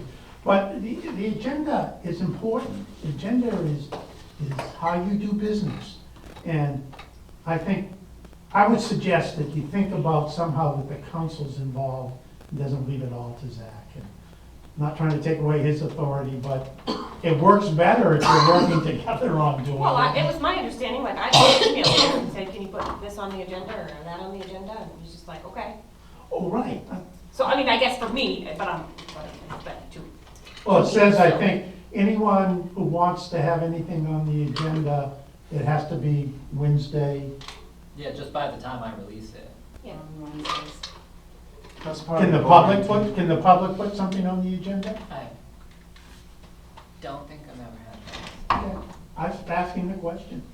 That's part of the orientation. I didn't know you could do that either, and I've done that with Zach many times. And I speak for just me, but when Kathy and I, 5 years ago, the town manager then had been here for what, 10, 15 years? And he did everything, everything. We just showed up and there was no more people at the meetings than there are right now. Times have changed. Yeah, and you knew that you had a charter and you studied it, but It's, it's complicated. It's how you do your business. And I just think, and again, some communities, in Wyndham, if two councilors want an item on the agenda, it's on the agendas. There's 7 members. I'm just letting you know how they do it. Same thing in South Portland. An item can't be on the agenda unless there are 2 councilors that want. This is Not the routines. not the routine stuff. Right, so what do? Pick up the phone and call one counselor and say, are you okay with this? Yeah, they do it all the time, All yeah. right, I'm not saying that's what you want to do I here. know, I know. Okay, so you're saying that me emailing Zach asking to put something on, you think only one person is? That's what it says now. So that we can do that, but you're thinking that it should be 2? I'm not saying it has to be You're 2. just saying that's how some. I'm just giving you an example. Yeah. We should have a discussion on it. You should talk amongst yourself how you want it, and if it's working for you, leave it. I just think, again, that as this relationship is important, that the agenda is as important, so that there's some tie with the council and the manager on the agenda. I'm just, not that, And I have no problem with it, to be honest. I mean, and that's what, I've been doing with some of the other committees as well in the council, that I think previous, the managers ran the shop, and they kept everything moving forward. And I've been especially clear with kind of the autonomy that everybody has. Individual committees have their autonomy, the council has their autonomy.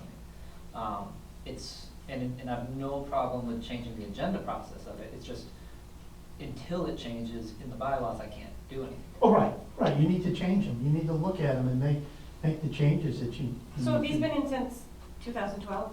These haven't been, maybe been looked at but not changed, nothing's been changed? Nothing's been updated that I can find in the records, so. Okay. It, one of the things I've read that, for me as a manager, this is a charter issue. And it talks about majority and decision-making by the council.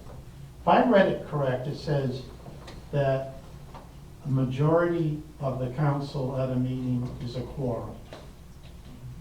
And a majority of the members present can make decisions on ordinances and things. If only 3 of you were here, that's a majority. Right? Yeah, I went back and forth with Jack about this over the summer. Keep talking, I'll look it Go up. ahead. So you have items on the agenda, there's only 3 of you. and it's an ordinance or something, two of you, if, could approve it, and that's less than the majority of the whole board. Oh, that makes sense. And that's on the charter. That's what I read, but I thought we'd already, I thought we talked to the lawyer about that if we had just 3 members, that we would have to be, all of them would have to I didn't vote read it for that the way. Maybe issue I of misread it. non-passing. So the county charter, I know, is like that, because it's written in the charter, but under section 10, quorum, read a what- majority of the council shall constitute a quorum for the transaction of business. keep going. A simple majority of votes of those councilors present shall be registered in favor of passing an ordinance, order, or resolution. A smaller number may adjourn a meeting. I read that and said, wow. You could have a major ordinance passed with 2 councilors approving, right? If that's all, if it's only 3, isn't it? Yeah, and I can't, you know, It's not a problem until it comes It's a problem. up. it's not a problem until it happens. So if you can deal with it ahead of time, I read that and it struck me that maybe it never happened, maybe, you know, I'm the chair, I got retired, I'm in a condo association and they got me on the board. And I'm reading the bylaws and it says that to make changes, adopt a budget, you only needed 25% of the people to do it. 25%, we have 87 people in our units. 25 can adopt and do anything. That's a small percentage. Someone wanted just people to just get work done. Yeah, that's right. We made a change and I'm a big one for let's make it. So I saw that, I wanted to raise it to you Yeah. because when I read it, it struck me. So when you read our charter, we already know we need to look at the special council rules of order. Did you see a lot of errors in our charter? Or things that you, Concern. concerns? Did you twitch much? What? I think for. It's been 10 years. Well, I mean, you know, things have changed and charters need to change. Now, to change a charter is not easy. Well, didn't we just do some updated last year? We did one this summer, which was a carryover, because what we did have previously was a slate of updates and changes to the charter that they were voter approved, but they were lost in the rollback during the last charter commission in 2010. What does that mean? So the charter commission was actually convened to look at the whole charter. So in 2010, it was passed, one question to the voters, do you support this new charter? Okay. When the charter commission started, they weren't working from the most recent charter, they grabbed Oh. one previous, so we lost like 24 voter approved amendments that for 3 years were part of the charter. And and I tried to pass it off as a Scrivener's error, but legal says it's not. So are those included in this or no? They are not. So they're not? The only one that was put in there was the one that the council approved to be put on the ballot for June, which passed, which was allowing someone other than the town manager to be code enforcement officer. Because the way the charter was written prior, it was updated once, but when we reverted back to the older version, it said only the town manager could be code enforcement officer, which is problematic because we've had a code enforcement officer this whole time doing that role. Okay. So that should be a goal, Mm-hmm. just put that out there. Well, you know, I think some of the, it was interesting to see that you still have a budget referendum, right, on your budget. But there's a section in there that says it can be done away with if there's a petition and the community votes to do away with that, then the authority for that budget rests with the council. That's your call if you want to do that or not. I'm not saying. Certainly don't want to do that right now. Right. But one of the issues I saw in there was something that says you can't borrow more than $15,000 without approval, budget approval. I think you need to think, 15,000 doesn't buy you as much as it did 10, 15 years ago, and you want to think about maybe raising that. And it's not to try to get it away from the public's scrutiny, but to wait to on $15,000, that's a small amount today. So that's one of the things I noticed in it that caught my eye, that, you know, communities still have limits that you have to get voter approval. I'm not saying you don't, but they've raised it over time to kind of, with inflation, give some ability to do some things that you don't have to wait for a town meeting budget. So that's one of the liaison thing I already mentioned to you. That's in the, is that in the charter? Yeah, I believe. Yes. it is. That just, that struck me. Where's that 15,000 you said? Is it 15 or 10,000? 10, whatever it was. Yeah, okay, so I just wanted to note that. So that's what I noticed. I was, two other things I want to give you that I gave you before, but if you remember this document about roles and responsibilities, Yep. this is the one that kind of says, here's the council rules. I've got a packet for each of you, and that's in it again, so I wanted to mention it that. The other thing that was in your packet is 6 reasons why you want to work through the town manager. I don't know if you all read it, but it's a good document, why it's important to work through the manager. I'll give you all a copy of that. I saw this, his ICMA Code of Ethics. Do you remember? Yeah. The manager, by being a member of either the Maine Town and City Managers or ICMA, has a code of ethics. And this is what he is responsible, or she will be responsible, on how they deal with issues. And it's just important for you to see that on the other side, from the elected officials, the manager association takes their job seriously and has a code of ethics. And if someone violates it, they can be kicked out of the association. So I just want you all to have a copy to know that happens. The biggest one for that, in any election issues or anything, it's the manager will not have any role in who is elected as a Right. council, because it would be me essentially stacking the deck for my own benefit. So I take that one really serious, and anything having to do with elections, I hate to keep deferring to the elections clerk, but that's where I take my hands out of anything elections. I still help run the polls and do logistics for them, but when it comes to elections, as manager, I have nothing involved with it. This is, we're talking about what you expect from each other. I put them all down here so you can have that. And I found this the other day, and I don't know if you went to, when you went to the newly elected officials, but this is a document that they have that talks about best practices. I don't know, did you get that one? Yeah. Yeah. I thought it'd be good for the council to look at this, because it really is not just as a new councilor, but it talks about, you know, how to cooperate and work, and, you know, how you deal with each other. It's a good document just to have and to read and to look at, so I made copies of all that for you. MMA put out a video on that too, didn't they? Yes, this is, yes.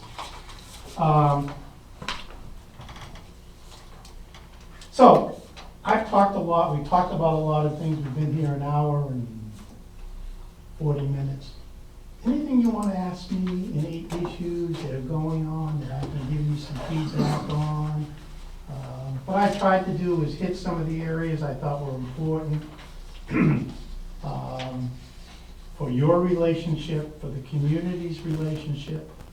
So I'm open to anything or any questions, or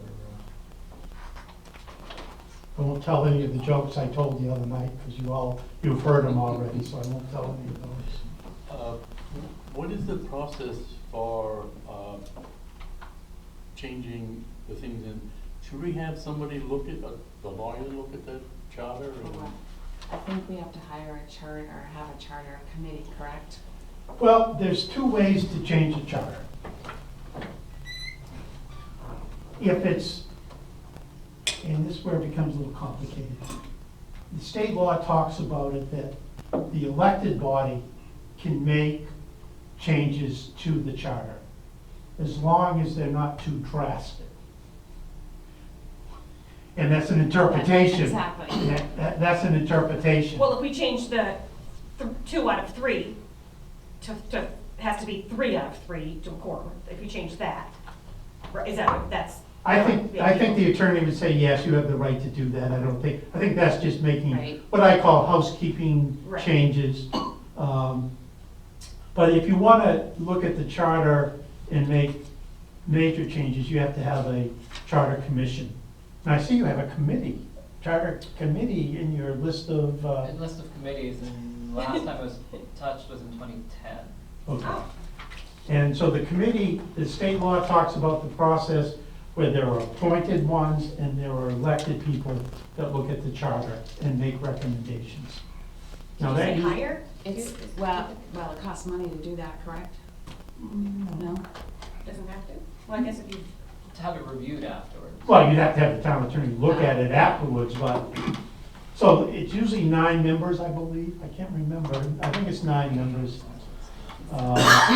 3 are elected, or some are appointed, it's in the state law. And once you have a charter commission, they can look at everything in the charter. And they hold meetings and they get input, and then they make recommendations to the citizens. They have to vote the changes in. well, it sounds like they voted some in. and The then- council opted to put that one change on the agenda. Right, but last the ones that they, but some fell off there, right, And that was, essentially? they used the wrong charter, and so when they did the new charter, they used a charter from the time. So some of before. them fell off then? They Is that- fell off because really the legal interpretation was it was one question. So before you could do the amendments like we did last year, this one thing, if it didn't pass, it didn't pass. Mm. We could have added them back in, but in 2010, it was passed as one question. Are you in favor of adopting this document as Yeah. a new charter? And that's why I couldn't go back and fix it as a scrivener's error. You can have, I believe you can have them vote on each item of, if you make 12 suggestions in the charter, the public, when they vote on it, can vote on each section of the charter. And that's what we can do, and it was put in front of the council last fall to add all of them back, but we opted to only put one. I'd like to see them, like what fell off. I can get you that list. Yeah, It's in if you go through the old, I'll send it to you, but it's also, if you go in the old agenda items, I've got to look up the months, but. Okay. And I just caution you that charter reviews sometimes start out with good intentions, but can come back with major changes that Mhm. you take to the public. And I'm not saying, but you just need to think about that. It becomes. Well, it is the Bible, right? Huh? It is the Bible. It is, it's what you all. I mean, you just go to this and, Right, you take the charter, that's the basis, then the charter says, have a personnel ordinance and has your rules and regulations, so it gives then the council the authority to make other, and the manager has the authority in there, and other people do, so, just think about that, and it costs money, if you get the right people on it, many communities who do a charter review invite managers or elected officials from other communities to come on and give suggestions of what has worked or hasn't worked in their communities, so that, that's a way to get something done. I think just looking at it, I think it could be dressed up and some changes, could be made. Without going to a commission? I think you have to be, here's my suggestion, if there's one issue that needs to be changed, go do that, maybe you can get 2 in there, but if you start getting too many, if you want to change the one that concerned me the most was the one issue where it said that a quorum is a majority, and then it's a quorum of the people present, a majority of the people present, and it just struck me that it may never happen, but just think for a second. I, Well, two people could decide to be sick that night, and that would be enough for, right, And the council has the authority to, I mean, if they add it as a referendum for their next municipal election, they can add argumentatively as many as they want because it's voted approved without going through a full committee. I think you need, and I don't mean to, but I think you need if you have too many of those, yeah. Doing all 24 may be problematic. yeah, you might run into problems, so, to So me- we would just need to vote on that, to have a discussion and have a vote on that with the council, how we want to proceed with that. Yes, you know. And it may be Zach can get you, I mean, it's not, I made a copy the other day because when I was in Wyndham, they were talking about some, well, I made, when I do interim work, I was there a year, but I'm usually 4 or 5 months. When I leave, I give them a list of things that I think, as a manager coming in new, I would make changes. And I made 3 or 4 recommendations to change the charter in Wyndham. I mean, Wyndham's 19,000 people. Right. They still have their budget approved in a town meeting. The average number of people the last 11 years at this town meeting is 41. No. We didn't have many people vote last. And I'm just, for a community that size, they still have a town meeting. And I would tell you, last June when we had the meeting, there were 37 people, 24 of them were municipal employees who lived in the community. So, again, not trying to take away anything, but it just doesn't work. And I'm not saying you do that here, I'm just saying I made that recommendation. The town clerk in Wyndham is elected. Nothing against the town clerk, she does a great job, but How often then? Like every 2 years, So she has to like apply for her job again and go be on the ballot? Well, and I'm just, how can I say this nicely? As a manager, as an example, I went to Brunswick and the town clerk was appointed by the council in Brunswick.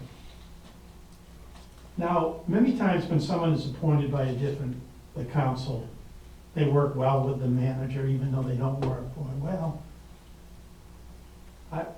I was reminded often that the person didn't work for me as the manager. So that's part of their charter then, correct? It was, but the council isn't overseeing the day-to-day operations Right. of the clerk, it's the manager. There was an issue at an election, the clerk did something she shouldn't have done. Very, very bad in terms of opening the ballot box. And there was some suits filed, and the council said, Dawn, deal with it. I said, she doesn't work for me, she works for you. We had to hire 4 different attorneys to represent everybody. We changed the charter the next year, and the clerk came under. I'm just telling you that span of control for a manager is important in terms of getting things, and many times it works, but sometimes it doesn't work. Just giving you some life experiences that I've run into, so. Go ahead. Do you have life experiences on jumping off from span of control when it comes to committees and various committees, the autonomy of their activity? I didn't put it on my list, but I will tell you. Planning board and ZBA, this is zoning board of appeals, are quasi-judicial. There's state laws you have to follow, so that's, any other committee that you appoint or have, I noticed you have all kinds of committees in the charter, right? We have a handful of other ones, including like library trustees, recreation committee, budget committee. And the charter talks about their authority, gave them kind of vague things of what they could do. It seems to me that any committee needs to make sure their charge is clear their authority is clear on what they can do and they can't do, and to make sure that they come before the council every year to report on what they're doing, so you folks know what each of these committees are doing. And if they're not in the charter and they're separate committees, I would put sunset requirements that the committee goes away at a certain time, so they don't continue on. When I went to Brunswick, they had 28 committees. No, some of them had to be, but we took a whole year and did a committee on the committees, studied each one. We did away with 14 of the committees because there was overlap, and I'm just, I don't know what you have here, I'm not, but committees are important sometimes, but sometimes there's overlap in them, and if they're not clear as to what their authority is and what they can do, it can cause you a lot of problems. So you're saying that the council has to set those committee guidelines with? Well, if I read the charter said that you'll have these committees, and it gave some general, One sentence. yeah, there was like a sentence for each one of them, but I think you ought to, as the council, ought to say, take each one of those and say, here's what you can do, here's your authority, and based upon what the charter says. I don't know if you do that now, I don't know. Well, we don't in as much as some of them have adopted their own bylaws, but some of their bylaws are stick to is either charter or charges or town policies, and that was where. some Yeah, of it the issues, should, so it's Yeah, who that's- they any answer. charge, any bylaws on it, my opinion, ought to be approved by the council. Well, yeah, because what happens then? There's the bylaw that they have and it goes against the charter. The charter's the Bible, right? Or you go back to. Well, then change it, so there's no conflict. Well, yeah, I guess that's. But I- We did a little bit with the Development Commission, changed their bylaws, and I was able to reason with them, and they modified them back. Essentially, the council appoints members to the Development Commission, and they changed their bylaws so they had to reappoint their own members at some point. I mean, it wasn't anything new. I think John Hawley addressed the issue as well when he was manager. Is the Development Corporation a separate corporation, or are they a town? Well, and that's where the auditor kept asking questions, because they're a separate corporation, but their membership is appointed by this body, so do their financials roll up into our financials or not? Yeah, well, And that's do they it. count as a town, because if the council is appointing their members, are those town funds, or is it an actual Yeah. separate company? The financials are the ones that make the. Right, but any of the other committees, if you talk about a charter change, I would say that all the bylaws and everything, I mean, they're the community, you ought to approve them and make sure they're clear and concise, and here's what you can do, and that they report regularly on what they're doing. We had some issues in Brunswick, and other places I've been, where the committee's gone off on tangents that's really not where the community or the council or the bylaws want them to go to. And we did away with some committees because there were just too many. And the other part with committees, it takes time and resources from staff to staff these committees, and the minutes, and I don't know what you do, but boy, it's, Well, the hard part, and what can be an ongoing struggle potentially, is we still have some that, we don't get minutes, they staff themselves, our staff is not involved, but we don't know. The most we can do is request minutes, and we don't get them, we request information, and And that can't happen. and we have no authority over it. Well, I have no authority over it as a manager, because they're not an employee, so I can't. right, I mean, this is, committees, two things. I always felt, and I'd say to the council, if there's gonna be a committee, then you have to put the resources there to do the minutes and keep control of those committees, because you need to know what they're doing. And, if nothing else, then you'll have to buy something that records every meeting, so you have it on tape, so you'll have it. I'm just, And it also yeah. applies to any committee. Yeah, for, what they're doing and decisions they're making, and are they following the process? It's, committees. Would that establish the expectation that all committees meet on town property or in town open spaces? Well, it doesn't have to be that, but any committee meeting has to be posted, have to give notice where it is, the public needs to be able to come to those meetings. Do we post our recreation meeting? No, I think it's kind of, it's like supposed to be the third Thursday. Sometimes they happen, sometimes they don't, Yeah. sometimes they're here, sometimes they're other places, and other committees as well. We're trying to get a lot of them, and we're opening up the And we space. don't get planning board minutes, do we? They're in the book, and we've spoken about it, so Yeah. we're gonna start posting them as well and Yeah. sharing And them. we But don't get anything from the rec. I'm getting some from historical societies, really have been better at kind of getting them in and getting their minutes, so they're in your packet every month as well, and that's just kind of what we've been at. Well, that gets to the whole point too of, I don't wanna get, is the whole issue of maintaining records. And, So would you say that it's a requirement for all boards and committees to have an email address with the town? I think it's the right thing to do, and people need to understand if they're doing town business on their personal emails, if you get a FOIA request, you're gonna take it from their personal email accounts. What do you do if somebody just doesn't do modern technology? Yeah, that's always an issue. You can come to the library, Paula. Nancy's nice.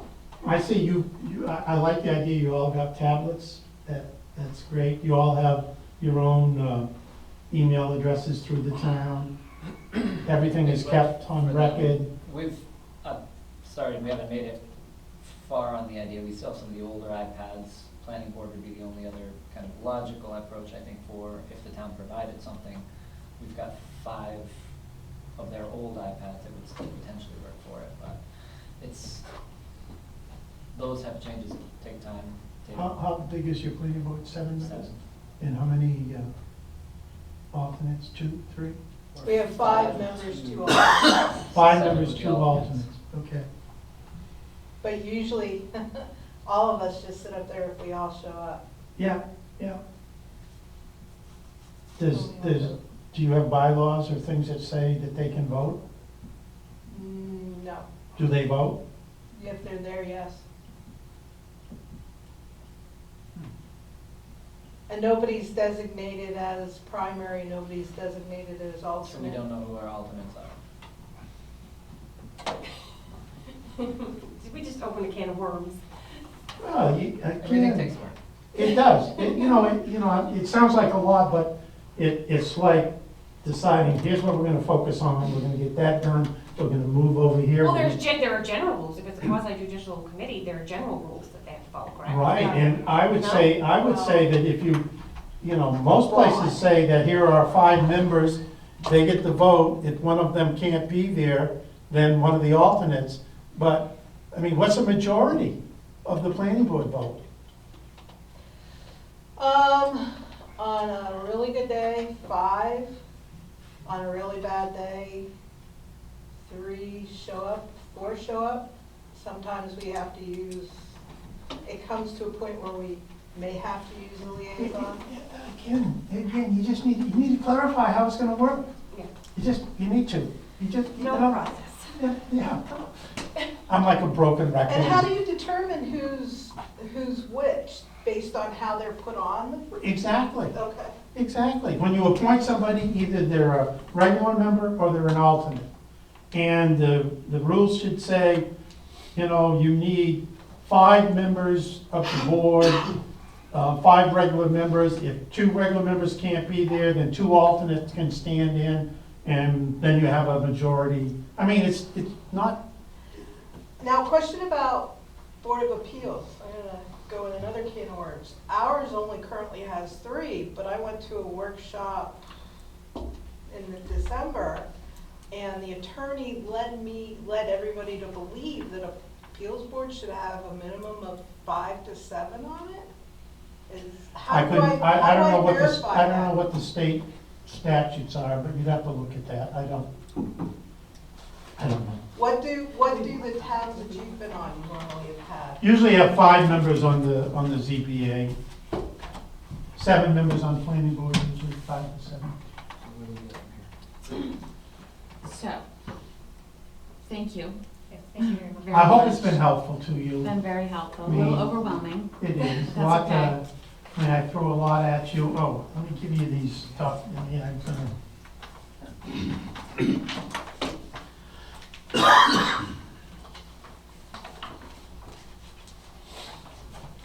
And so, what do you guys wanna do? Can we look at some dates to do workshops? With the first one being the expectations between you and us, correct?